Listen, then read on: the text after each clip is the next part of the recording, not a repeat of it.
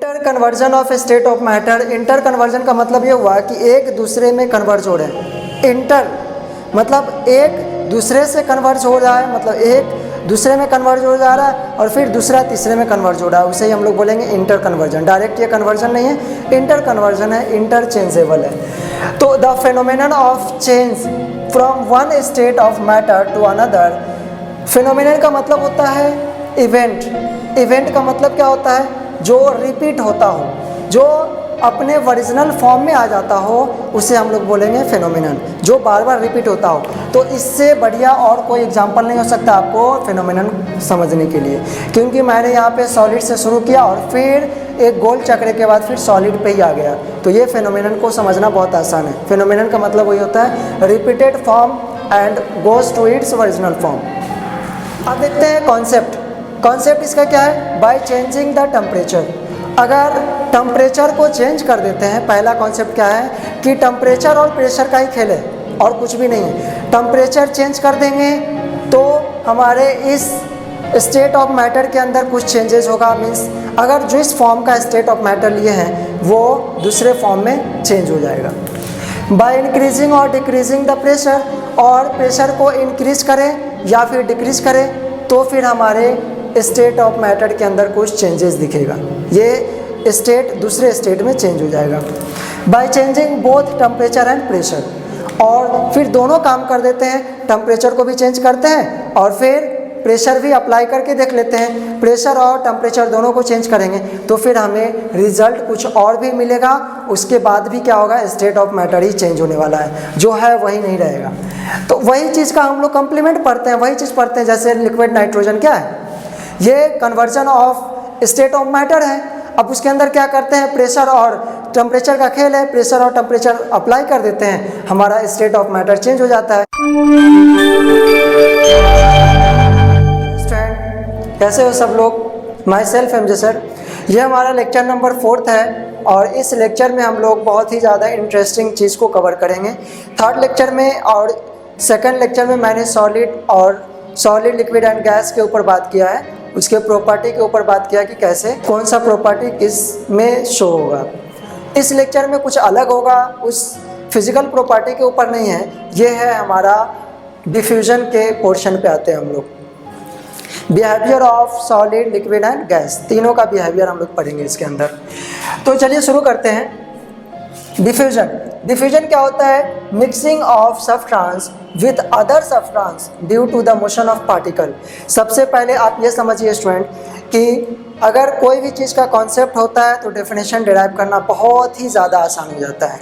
तो आपको previous class में मैं बहुत सारा कॉन्सेप्ट कर चुका हूँ, बहुत सारा कॉन्सेप्ट आपको दे चुका हूँ, जिससे आपको इस वाले प्रॉब्लम में, इस वाले लेक्चर में आपको बहुत ज़्यादा परेशानी नहीं होगा, बहुत आसानी से आप टैकल कर पाइएगा।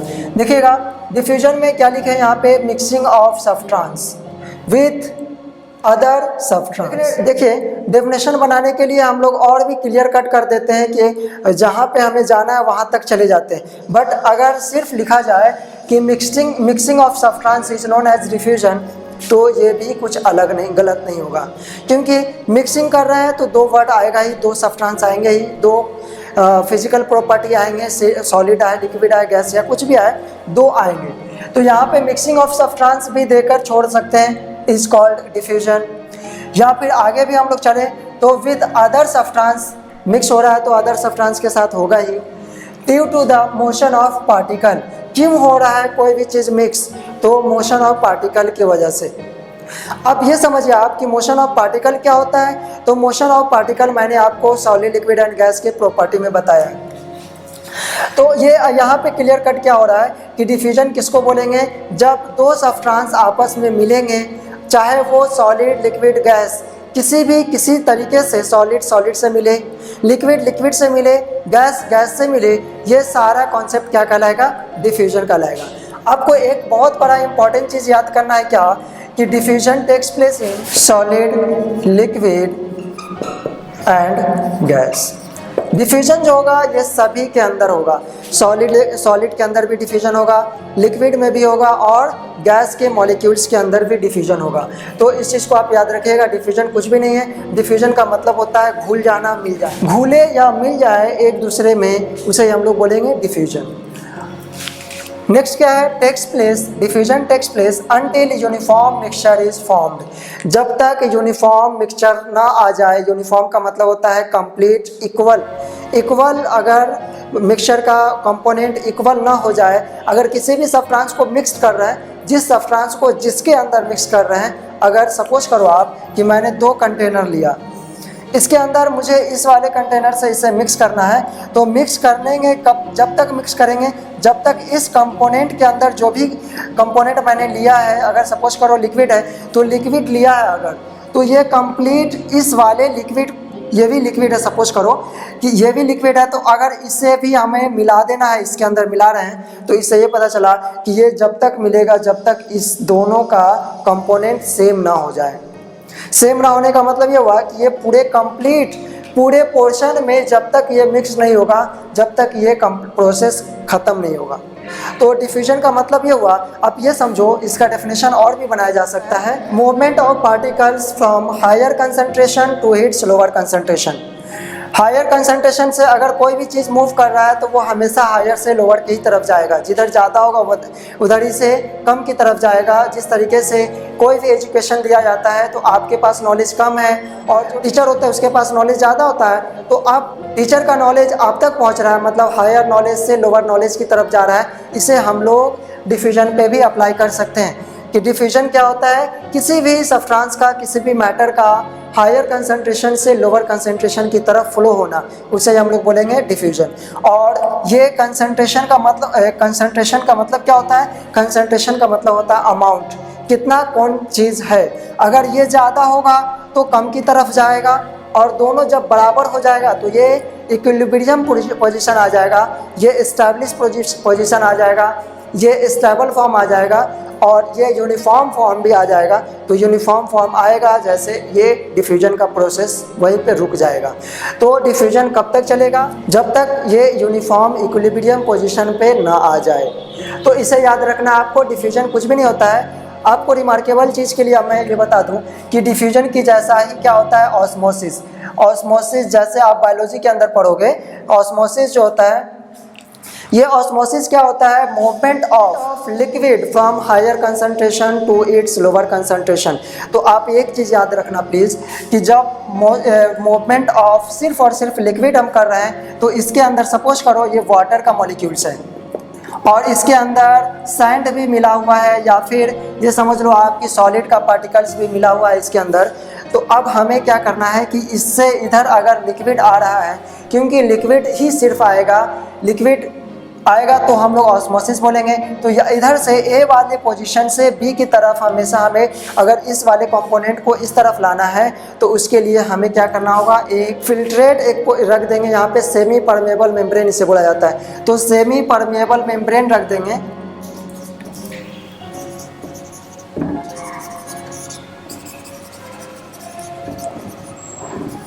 सेमी परमेबल मेम्ब्रेन है ये। सेमी परमेबल मेम्ब्रेन का मतलब ये हुआ कि वैसा परमेबल मतलब होता है परमिट, वैसा चीज़ जो आधे को परमिट करे। आधे का मतलब इसके अंदर जो कंपोनेंट है, उस कंपोनेंट के सिर्फ और सिर्फ लिक्विड वाले पोर्शन को अलाउ करे ए से बी की तरफ जाने वाले पोजीशन में, ए से बी की तरफ जाने के लिए। तो अब उसे हम लोग बोलेंगे सेमी परमेबल मेम्ब्रेन। तो सेमी परमेबल मेम्ब्रेन की मदद से अगर ए पोजीशन से हायर कंसंट्रेशन से लिक्विड अगर लोअर कंसंट्रेशन की तरफ जा रहा है, तो उस टर्म को हम लोग बोलेंगे क्या, ऑस्मोसिस बोलेंगे। और ये ऑस्मोसिस जो होता है, ऑस्मोसिस या डिफ्यूजन, इसके अंदर एनर्जी का एक्सपेंडिचर नहीं होता है, एनर्जी खर्च नहीं होता है, एनर्जी नहीं लगता है, ये खुद हो जाता है, ये स्पॉन्टेनियस फिनोमेनन है, ये खुद ब खुद हो जाएगा, इसको करने की ज़रूरत नहीं है। अगर करते हैं तो भी हमें एनर्जी की ज़रूरत नहीं पड़ेगी, एनर्जी इसके अंदर नहीं लगता है। तो इससे ये पता चला कि 2 टर्म आते हैं, एक होते हैं पैसिव और एक होते हैं एक्टिव। तो पैसिव के अंदर क्या होता है, पैसिव फिनोमेनन के अंदर और एक्टिव फिनोमेनन। तो पैसिव फिनोमेनन के अंदर या एक्टिव एनर्जी या पैसिव एनर्जी, तो पैसिव के अंदर क्या होगा आपको कि no energy required, no energy, इसके अंदर एनर्जी रिक्वायर्ड नहीं होगा, बट इसके अंदर हमें एनर्जी लगेगा, एनर्जी का लगना जरूरी है, तभी हम इसे बोलेंगे एक्टिव प्रोसेस। तो अगर आप आइएगा तो नेक्स्ट डेफिनेशन भी हमारा एक लाइन और आ रहा है इसके अंदर कि diffusion is a passive process, diffusion is a passive process where energy is not required, जहाँ एनर्जी नहीं लगता है और ये स्पॉन्टेनियस होता है, ये खुद हो जाता है। नेक्स्ट में आते हैं स्टूडेंट, तो ऑस्मोसिस और डिफ्यूजन के अंदर अगर आपको फ़र्क करने के लिए बोले, डिफ्रेंशिएट करने के लिए बोले, तो आप क्या बोलिएगा कि diffusion is occur in solid, liquid and gas, but osmosis only occur in liquid state। सिर्फ और सिर्फ लिक्विड के अंदर ही ऑस्मोसिस होता है, इस चीज़ को आप याद रखिएगा। तो सॉलिड डिफ्यूजन और ऑस्मोसिस दोनों सेम प्रोसेस हो सकता है, बट ये समझिए आप कि ऑस्मोसिस जो होता है वो एक तरह का डिफ्यूजन ही है, ये समझिए आप। ऑस्मोसिस जो है वो क्या है, एक तरह का डिफ्यूजन है, बट इसके अंदर क्या होता है कि सिर्फ और सिर्फ लिक्विड का मूवमेंट होता है, ये याद रखना है आपको। तो ऑस्मोसिस और डिफ्यूजन में कोई भी कंफ्यूजन नहीं रखना है, अच्छे से याद रख लीजिए। अब देखते हैं कि डिफ्यूजन जो होगा वो डिफ्यूजन कब ये अफेक्टेड होगा, कब डिफ्यूजन ज़्यादा रेट में हो जाएगा, कब स्लो हो जाएगा, उस रेट को हम लोग पढ़ते हैं। तो rate of diffusion, rate of diffusion में आते हैं तो पहला क्या है कि जब इसके ऊपर हम टेम्परेचर अप्लाई कर देते हैं, टेम्परेचर लगा देंगे, टेम्परेचर इंक्रीज कर देते हैं अगर, तो रेट ऑफ डिफ्यूजन इंक्रीज हो जाएगा, रेट ऑफ डिफ्यूजन क्या हो जाएगा, इंक्रीज कर जाएगा, डिफ्यूजन भी हमारा इंक्रीज कर जाएगा। क्यों? इसलिए क्योंकि टेम्परेचर दिए हैं, तो टेम्परेचर दिए हैं तो वहाँ पे एनर्जी आया, एनर्जी आया तो आपको मैं बता चुका हूँ प्रीवियस लेक्चर में कि जब भी एनर्जी आएगा तो एनर्जी आने के बाद क्या होगा, उस पार्टिकल्स के अंदर मोशन शुरू हो जाएगा। काइनेटिक एनर्जी आएगा, मतलब एनर्जी आ रहा, मतलब काइनेटिक एनर्जी आ रहा, उसकी वजह से वो क्या होगा, मोशन होना शुरू हो जाएगा उसके पार्टिकल्स के अंदर। जितना ज़्यादा पार्टिकल्स के अंदर मोशन होगा उतना फास्ट, उतने ही फास्ट रेट में वो डिफ्यूज करेगा एक मॉलिक्यूल से दूसरे मॉलिक्यूल की तरफ, या एक पार्टिकल से दूसरे पार्टिकल की तरफ वो डिफ्यूज करना शुरू कर देगा। तो टेम्परेचर इंक्रीज करेंगे तो डिफ्यूजन का रेट भी हमारा इंक्रीज कर जाएगा। फिर नेक्स्ट में आते हैं क्या कि अगर, तो स्टूडेंट अब देखो यहाँ पे एक कॉन्सेप्ट क्या है, rate of diffusion. Rate of diffusion is fastest in gas, gaseous molecules के अंदर रेट ऑफ डिफ्यूजन बहुत ज़्यादा फास्ट होता है। क्यों होता है फास्ट? इसलिए क्योंकि उसके अंदर काइनेटिक एनर्जी ज़्यादा है। क्यों ज़्यादा है? क्योंकि उसके अंदर मोशन ज़्यादा है। क्यों मोशन ज़्यादा है? क्योंकि वो बहुत आसानी से अपने एटमॉस्फेयर के टेम्परेचर को गेन कर लेता है, टेम्परेचर उसका ज़्यादा हो जाता है। अगर वैसा ही हम लोग उसी प्रोसेस को आते हैं किसमें, तो स्लोवेस्ट इन सॉलिड, सॉलिड के अंदर जस्ट रिवर्स हो जाएगा। सॉलिड के अंदर बहुत बहुत स्लो प्रोसेस होता है डिफ्यूजन का, सॉलिड के अंदर भी डिफ्यूजन होता है बट बहुत ज़्यादा स्लो होता है। और इंटरमीडिएट में आता है हमारा लिक्विड। अगर लिक्विड के डिफ्यूजन को फास्ट करना है तो आपको क्या करना होगा, उस लिक्विड के मॉलिक्यूल्स को हीट अप कर दीजिए। हीट कीजिएगा तो काइनेटिक एनर्जी इंक्रीज हो जाएगा क्योंकि मोशन ऑफ पार्टिकल्स इंक्रीज हो गया। अब टेम्परेचर इंक्रीज हुआ, टेम्परेचर इंक्रीज होगा, इंक्रीज होने के बाद फिर क्या होगा, डिफ्यूजन का रेट कम रहेगा गैस से और लिक्विड के अंदर इंटरमीडिएट रहेगा और ज़्यादा रहेगा सॉलिड पार्टिकल से। ठीक है, तो सबसे ज़्यादा आपको डिफ्यूजन का रेट किसके अंदर मिलेगा, गैसियस पार्टिकल्स के अंदर, गैस के अंदर। अब एग्जाम्पल में अगर आते हैं तो एग्जाम्पल के लिए आपको मैं बता दूं कि आप खुद से लिख सकते हो एग्जाम्पल। चलो सबसे पहले हम लोग लेंगे क्या, गैस का एग्जाम्पल जो आपको पता है ऑलरेडी। गैस के एग्जाम्पल के लिए आपको क्या करना है, किचन में जब भी अच्छा सा डिश बनता है तो हम लोग दूसरे रूम में रहते हैं और जैसे ही कुकर का सीटी बजता है उसका खुशबू आपको, उसका स्मेल जो है आपके नाखों तक आती है, आपको स्मेल पता चलता है कि कुछ किचन में बन रहा है। क्यों ऐसा हो रहा है, क्योंकि वहाँ पे डिश बन रहा है। वही चीज़ अगर आप ठंडे वाले पोजीशन पे आइए, उस डिश को आप ठंडा कर दीजिए, फ्रिज के अंदर रख दीजिए तो उसका स्मेल आपको नहीं एहसास होगा। इसलिए क्योंकि डिफ्यूजन रेट टेम्परेचर को इंक्रीज करने के बाद बढ़ जाता है। टेम्परेचर, खाना अभी बन रहा है तो टेम्परेचर बढ़ा हुआ है और वो क्या हो रहा है कि उसका जो गैस निकल रहा है वो गैस हमारे एटमॉस्फेयर में मिक्सअप हो रहा है बहुत तेज़ी से, हाई रेट से मिक्सअप हो रहा है। मिक्सअप होने के बाद वो चारों तरफ स्प्रेड हो जा रहा है, बहुत तेज़ी से फैल जा रहा है, जिसकी वजह से आप तक उस खुशबू का एहसास होता है। अगर वही चीज़ ठंडा रख देते हैं तो डिफ्यूजन का रेट बहुत कम हो जाता है। वही डिश आप ठंडा कर देने के बाद हमें एहसास नहीं होता है, स्मेल बहुत करीब जाना होगा तब हमें स्मेल आएगा। ऐसा इसलिए होता है क्योंकि वहाँ पे ठंडा कर दिए तो उसके पार्टिकल्स का मोशन जो है वो बहुत वीक हो गया है, बहुत कम हो गया है, जिसकी वजह से वो स्प्रेड नहीं हो रहा है हमारे एटमॉस्फेयर में। नेक्स्ट एग्जांपल क्या है, लिक्विड के लिए आते हैं। तो लिक्विड के लिए क्या कीजिएगा, आप एक कंटेनर लीजिए, उस कंटेनर के अंदर आप इंक डाल दीजिए या पेंट या कुछ भी, पेंट डालिए या कलर डाल दीजिए, ज़्यादा अच्छा रहेगा। कलर डाल दीजिएगा इस लिक्विड के अंदर, तो क्या होगा, आप इसे छोड़ दीजिएगा कुछ देर के लिए तो ये चारों तरफ फैल जाएगा। बट अगर वही चीज़ आपको मैं बता दूं कि अगर गैस वाले पोर्शन में हम लोग जब पढ़ रहे थे तो गैस में बहुत तेज़ी से हो रहा था, यहाँ पे कुछ समय लेगा। क्यों लेगा, इसलिए क्योंकि मैं आपको लिक्विड के प्रॉपर्टी में भी बताया था कि यहाँ पे भी मोशन होता है, बट बहुत लो लेवल पे होता है, बहुत कम लेवल पे होता है मोशन पार्टिकल्स के बीच में जाए तो इसमें बहुत कम होता है। इस वजह से थोड़ा समय लेगा ये मिक्सडअप होने में, मगर यहाँ पे भी मिक्स होगा, रेट थोड़ा सा कम होगा, ठीक है, इंटरमीडिएट में आता है। तो पेंट या कलर को हम वाटर के अंदर डाल देते हैं तो ये हमारा एग्जांपल बहुत बेहतरीन हो सकता है। या फिर बहुत सारा डे टू डे लाइफ में हम लोग बहुत सारा कुछ करते हैं, जैसे आप ये भी तो डिफ्यूजन का ही एग्जांपल हो सकता है, सॉलिड और लिक्विड का डिफ्यूजन, कि आप उसके अंदर शुगर मिला दीजिए वाटर के अंदर, तो ये भी डिफ्यूजन का ही एग्जांपल है। उसके अंदर मिक्सडअप हो जा रहा है। क्यों मिक्सडअप हो रहा है, क्योंकि उसके अंदर मोशन ऑफ पार्टिकल्स पाया जा रहा है।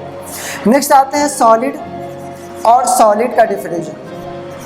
सॉलिड का डिफ्यूजन क्या हो सकता है, तो आपको मैं ये बता दूं कि बहुत पहले आप स्कूल में पढ़ रहे होंगे, जब आप स्कूल में पढ़ते हो तो ब्लैक बोर्ड होता है, ब्लैक बोर्ड पे अगर टीचर लिख देते हैं कुछ भी तो वो ब्लैक बोर्ड अगर 3-4 हफ्ते के लिए छोड़ दिया जाए वैसा ही लिखा हुआ, तो उसको क्लीन करना बहुत ज़्यादा टफ हो जाता है, वो बहुत आसानी से क्लीन नहीं होता है, इसलिए क्योंकि उस चौक का जो मॉलिक्यूल्स था वो क्या हुआ है, उस ब्लैक बोर्ड के साथ डिफ्यूज हो गया है, मिक्स्ड हो गया है। इस वजह से उसे साफ़ करना, उसे क्लीन करना थोड़ा सा टफ हो रहा है, ठीक है, ये भी एग्जांपल हो सकता है। फिर दूसरा एग्जांपल क्या है, जितना भी अलॉय जो बनता है, अलॉय जो जैसे मेटल्स और मेटल्स का अलॉय जो बनता है, उसका भी एग्जांपल सॉलिड और सॉलिड का ही डिफ्यूजन है। अब एक और एग्जांपल मैं बता दूं आपको कि जैसे एक स्लाइडिंग बार होता है ना, स्लाइडिंग विंडो, उसके अंदर जो साइड में रबर लगाया जाता है, उस रबर को आप बहुत दिनों तक छोड़ दीजिएगा, ब्लैक वाला रबर, तो वो सॉलिड वो भी है और ग्लास भी सॉलिड है, दोनों बहुत दिनों तक रहेगा, तो आपस में डिफ्यूज हो जाएगा, उसे निकालना बहुत मुश्किल होगा। तो ये सब है डिफ्यूजन का एग्जांपल। अब स्टूडेंट आपसे मैं ये रिक्वेस्ट करता हूँ कि ये डिफ्यूजन बहुत ही ज़्यादा इंपॉर्टेंट था इस लेवल पे पढ़ने के लिए। अब हम लोग आगे कंटिन्यू करेंगे किसके बारे में, property of solid, liquid and gas के बारे में, जो इंटरचेंज हो जाते हैं, एक स्टेट से दूसरे स्टेट में कैसे चेंज होता है, उसका क्या प्रॉपर्टी है, उसके बारे में हम लोग बात करेंगे। जब तक आप इसे नोट कर लीजिए। तो स्टूडेंट अब हम लोग आगे की तरफ पढ़ेंगे। अब क्या है, conversion of state of matter. State of matter का कन्वर्जन हम लोग पढ़ेंगे। Inter conversion of state of matter. Inter conversion का मतलब ये हुआ कि एक दूसरे में कन्वर्ज हो रहे हैं। इंटर मतलब एक दूसरे से कन्वर्ज हो रहा है, मतलब एक दूसरे में कन्वर्ज हो जा रहा है और फिर दूसरा तीसरे में कन्वर्ज हो रहा है, उसे ही हम लोग बोलेंगे इंटर कन्वर्जन। डायरेक्ट ये कन्वर्जन नहीं है, इंटर कन्वर्जन है, इंटरचेंजेबल है। तो the phenomenon of change from one state of matter to another. Phenomenon का मतलब होता है इवेंट। इवेंट का मतलब क्या होता है, जो रिपीट होता हो, जो अपने ओरिजिनल फॉर्म में आ जाता हो, उसे हम लोग बोलेंगे फेनोमेनन, जो बार बार रिपीट होता हो। तो इससे बढ़िया और कोई एग्जांपल नहीं हो सकता आपको फेनोमेनन समझने के लिए, क्योंकि मैंने यहाँ पे सॉलिड से शुरू किया और फिर एक गोल चक्र के बाद फिर सॉलिड पे ही आ गया। तो ये फेनोमेनन को समझना बहुत आसान है। फेनोमेनन का मतलब वही होता है repeated form and goes to its original form and then back to the original, और फिर वो अपने खुद ओरिजिनल पोजीशन पे आ जाए, जहाँ से वो शुरू किया था, जिस पोजीशन से शुरू किया था वहीं पर आ जाता है, तो उसे हम लोग बोलेंगे फेनोमेनन। और ये फेनोमेनन क्वाइट डिफरेंट है डिस्प्लेसमेंट के, क्योंकि डिस्प्लेसमेंट भी जब हम लोग पढ़ते हैं तो डिस्प्लेसमेंट के अंदर भी क्या होता है कि जब एक गोल चक्र से जो पोजीशन से, जिस पोजीशन से वो ऑब्जेक्ट शुरू किया वहीं पर आकर रुक जाता है, तो डिस्प्लेसमेंट जीरो हो जाता है। बट यहाँ पे फेनोमेनन है, ये फेनोमेनन जीरो नहीं होगा, यहाँ पे फेनोमेनन ही वर्ड स्टार्ट होगा यहाँ पे। अब देखते हैं कॉन्सेप्ट। कॉन्सेप्ट इसका क्या है, बाय चेंजिंग द टेम्परेचर। अगर टेम्परेचर को चेंज कर देते हैं, पहला कॉन्सेप्ट क्या है कि टेम्परेचर और प्रेशर का ही खेल है और कुछ भी नहीं है। टेम्परेचर चेंज कर देंगे तो हमारे इस स्टेट ऑफ मैटर के अंदर कुछ चेंजेस होगा, मीन्स अगर जो इस फॉर्म का स्टेट ऑफ मैटर लिए हैं वो दूसरे फॉर्म में चेंज हो जाएगा। बाय इंक्रीजिंग और डिक्रीजिंग द प्रेशर, और प्रेशर को इंक्रीज करें या फिर डिक्रीज करें तो फिर हमारे स्टेट ऑफ मैटर के अंदर कुछ चेंजेस दिखेगा, ये स्टेट दूसरे स्टेट में चेंज हो जाएगा। By changing both temperature and pressure, और फिर दोनों काम कर देते हैं, टेम्परेचर को भी चेंज करते हैं और फिर प्रेशर भी अप्लाई करके देख लेते हैं। प्रेशर और टेम्परेचर दोनों को चेंज करेंगे तो फिर हमें रिजल्ट कुछ और भी मिलेगा। उसके बाद भी क्या होगा, state of matter he change होने वाला है, जो है वही नहीं रहेगा। तो वही चीज़ का हम लोग कंप्लीमेंट पढ़ते हैं, वही चीज़ पढ़ते हैं। जैसे लिक्विड नाइट्रोजन क्या है, ये conversion of state of matter है। अब उसके अंदर क्या करते हैं, प्रेशर और टेम्परेचर का खेल है, प्रेशर और टेम्परेचर अप्लाई कर देते हैं, हमारा स्टेट ऑफ मैटर चेंज हो जाता है, सॉलिड गैस से लिक्विड की तरफ बन जाता है। और अब जैसे देखो आप याद रखो कि लिक्विड नाइट्रोजन क्या होता है। लिक्विड नाइट्रोजन जब बोल रहे हैं तो वो बहुत ही ज़्यादा ठंडा होता है, -डिग्री टेम्परेचर के लिए आ जाता है। वो वर्ड हमारे दिमाग में स्ट्राइक करता है, ये बहुत ठंडा चीज़ है। क्योंकि अभी कोरोना का चल रहा है, कोरोना का केस चल रहा है, तो इस केस में जो ऑक्सीजन प्रोवाइड किया जाता है तो ऑक्सीजन को भी लिक्विड नाइट्रोजन के जरिए ही बनाया जाता है, लिक्विड नाइट्रोजन के मदद से ही उसे बनाया जाता है। और लिक्विड ऑक्सीजन जो है डिस्ट्रीब्यूट किया जा रहा है, तो ऑक्सीजन का प्लांट जो होता है वहाँ पे लिक्विड फॉर्म में ही होता है। इतना कम टेम्परेचर दिया जाता है क्योंकि वो लिक्विड फॉर्म में तब्दील हो जाता है, चेंज हो जाता है। तो बाय चेंजिंग द टेम्परेचर इतना कम कर दिए कि जो स्टेट ऑफ मैटर था गैस में वो क्या हो गया, सॉलिड बन गया। फिर वही चीज़ कर देते हैं कि जैसे टेम्परेचर को खोलेंगे फिर हमारा ऑक्सीजन जो उस सिलेंडर के अंदर पैक है वो क्या हो जाएगा, हमारे एटमॉस्फेयर के अंदर आ जाएगा। बट ये याद रखना आप कि जो वो सिलेंडर के अंदर पैक है वो लिक्विड नहीं होता है, गैस फॉर्म में ही रहता है, याद रखिएगा। हाँ, एलपीजी एग्जाम्पल हो सकता है बेहतर एलपीजी जो गैस होता है, लिक्विफाइड पेट्रोलियम गैस, उसके अंदर क्या होता है, प्रेशर इतना अप्लाई कर दिया जाता है, इतना ज़्यादा प्रेशर कर दिया जाता है कि वो जो गैस होता है वो गैस लिक्विड के अंदर चेंज हो जाता है। ठीक है, तो ये कॉन्सेप्ट होता है। इस कॉन्सेप्ट को आप कभी मत भूलना, हमेशा याद रखना कि bye changing the temperature change करने से स्टेट ऑफ मैटर चेंज होगा, और फिर प्रेशर को डिक्रीज करे या इंक्रीज करे तो स्टेट ऑफ मैटर में चेंजेस होगा, और फिर दोनों अप्लाई करेंगे तो स्टेट ऑफ मैटर के अंदर चेंजेस दिखेगा। अब ये वाले कॉन्सेप्ट को देखिए, इसको क्या कैसे याद रखना बहुत ज़्यादा इंपॉर्टेंट है ये 9th क्लास को समझना। और मैं आपसे बता चुका हूँ कि 9th क्लास समझना बहुत आसान है, बट उसके लिए ट्रिक होना चाहिए, एक अच्छे कॉन्सेप्ट की ज़रूरत होती है। अगर कॉन्सेप्ट आपके अंदर बिल्डअप हो जाता है, पढ़ाई करने का एक वे मिल जाता है, एक डायरेक्शन मिल जाता है, तो आप अपने 9th क्लास में एक ड्रास्टिक चेंज ला सकते हो, एक रिवोल्यूशन ला सकते हो, बहुत चेंजेज आप ला सकते हो, अपने एजुकेशन सिस्टम में बहुत आगे बढ़ सकते हो। तो ये चीज़ आप याद रखिएगा, जैसे आपको नोट्स प्रोवाइड किया जाता है उस चीज़ को नोट्स बनाते रहिए, बहुत ज़्यादा नॉलेज आपके अंदर आ जाएगा। पहला लेते हैं क्या, सॉलिड है। इस सॉलिड, ये पहला स्टेट ऑफ मैटर है, इस सॉलिड को क्या करते हैं, लिक्विड के अंदर चेंज कर रहे हैं। तो सॉलिड जब भी लिक्विड के अंदर चेंज होगा तो आपको पता है कि सॉलिड जब लिक्विड के अंदर चेंज होता है तो मेल्टिंग कहलाता है। क्या कहलाता है, मेल्टिंग। अब यहाँ पे क्या ले सकते हो एग्जाम्पल, आइस। आइस को जब हम लोग मेल्ट कर देते हैं तो मेल्ट करने के बाद कि आइस क्या है, सॉलिड है। ये सॉलिड को जब हम लोग अपने एटमॉस्फेयर के अंदर छोड़ देते हैं, फ्रिज से निकाल देते हैं बाहर, तो वो आइस क्या हो जाता है, फिर लिक्विड बन जाता है, वाटर में कन्वर्ट हो जाता है। This process is known as melting, या फिर इसे दूसरे नाम से जानेंगे फ्यूजन। फ्यूजन को दूसरे नाम से जानते हैं मेल्टिंग, याद रखना। हम लोग आगे भी पढ़ने वाले हैं लेटेंट हीट ऑफ फ्यूजन, ये याद रखिएगा। फिर आते हैं कॉन्सेप्ट नेक्स्ट, लिक्विड को, लिक्विड स्टेट से फिर हमें गैस की तरफ आना है। अगर जैसे क्या करो, आप एक आइस ले लो और आइस को क्या करो कि उसे एटमॉस्फेयर में, खुले एटमॉस्फेयर में छोड़ दीजिए, तो आपको कुछ नहीं करना होगा, ये खुद ब खुद वाटर बन जाएगा, लिक्विड बन जाएगा। फिर उसको आपको चाहिए कि आप चाहते हैं कि उसे गैस बनाना चाहते हैं, तो आप उसे क्या कीजिए, उसे आप चूल्हे पे चढ़ा दीजिए, हीट अप कर दीजिए, वो गैस में तब्दील हो जाएगा। तो इवोपोरेशन हो जाएगा या फिर वेपोराइजेशन हो जाएगा, वेपोराइजेशन। तो वेपोराइजेशन क्या होता है, इवोपोरेशन क्या होता है, इसका कॉन्सेप्ट आपको आगे की तरफ बताया जाएगा, बहुत ही आसान है, परेशान नहीं होना है। तो इवोपोरेट और वेपोराइज, इवोपोरेशन भी हो सकता है, वेपोराइजेशन भी हो सकता है। अब क्या करते हैं, उसे हम लोग गर्म कर देते हैं, जो लिक्विड लिए हैं उसे कंटेनर में रखकर और उसे हीट अप कर देते हैं, चूल्हे पे चढ़ा देते हैं, तो क्या हो जाएगा, वो वेपर में बदल जाएगा।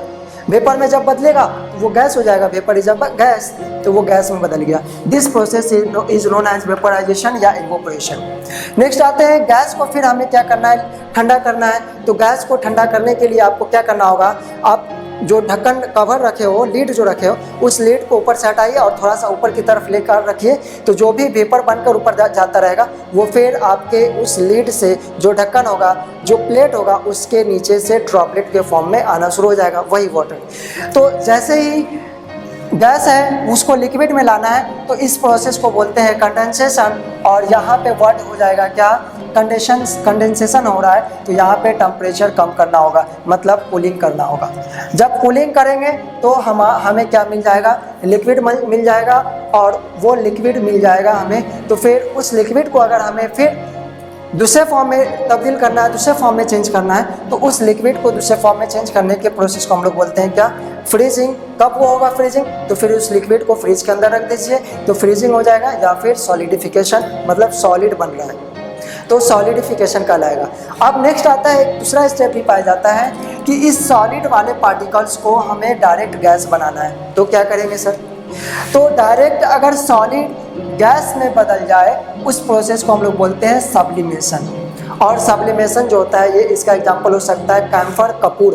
कपूर को जब आप हीट कीजिएगा तो वो लिक्विड में बदलेगा नहीं, डायरेक्ट गैस बन जाएगा, गैस बनकर उड़ जाएगा ऊपर की तरफ। आप एक चीज़ और याद करो कि जैसे हम लोग नेफ्थलीन का जो बॉल होता है ना, उसे हम लोग इसके अंदर रखते हैं, बेसन के अंदर रखते हैं, तो वो बेसन कुछ दिनों के बाद खुद से वो वहाँ से डिस्ट्रॉय होना शुरू हो जाता है, उड़ने लग जाता है, डिसअपियर्ड हो जाता है। क्यों, क्योंकि वो लिक्विड नहीं बनकर डायरेक्ट गैस में बदल जाता है। अगर लिक्विड में बनना होता, लिक्विड में चेंज होकर वो चेंज हो जाता, तो जैसे वो पानी से बार बार धुलता रहता है, खुद ब खुद बहुत आसानी से एक दिन के अंदर ही भी डिजॉल्व होकर ख़त्म हो जाता है। मगर वो एक दिन के अंदर में डिजॉल्व नहीं होता है, बहुत दिन लगता है एक नेफ्थलीन के बॉल को ख़त्म होने में। इससे ये पता चला कि जैसे वो उसको रखते हैं वहाँ पे, तो वो डायरेक्ट सॉलिड के साथ वॉश आउट नहीं होता है, वो गैस में बदल जाता है, गैस में चेंज हो जाता है। और जितना टेम्परेचर होगा आपके रूम का, उतना जल्दी वो फास्ट गैस बनकर उड़ जाएगा।